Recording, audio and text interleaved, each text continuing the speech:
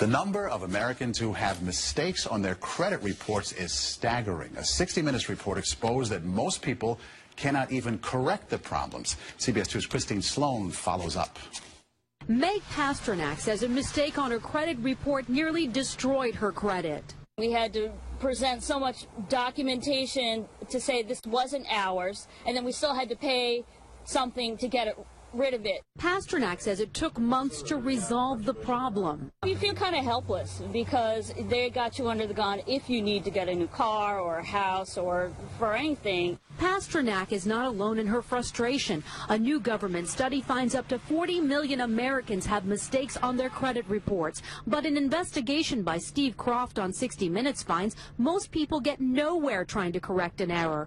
Ohio's Attorney General tells Croft that is a clear violation of a federal law. The federal law says that if you believe that there is a mistake, you can go to them and they have an obligation to do a reasonable investigation.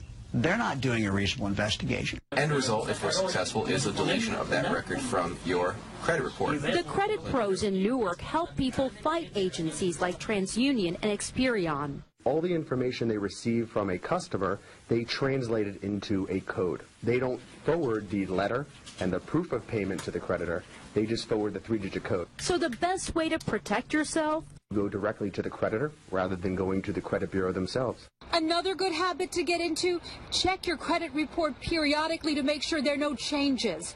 In Clark, New Jersey, Christine Sloan, CBS 2 News. And like 60 Minutes, we were unable to get an actual person at the 3 credit reporting agencies. 60 Minutes was referred to the spokesperson for the agencies, who provided a statement citing an industry-sponsored survey that showed 95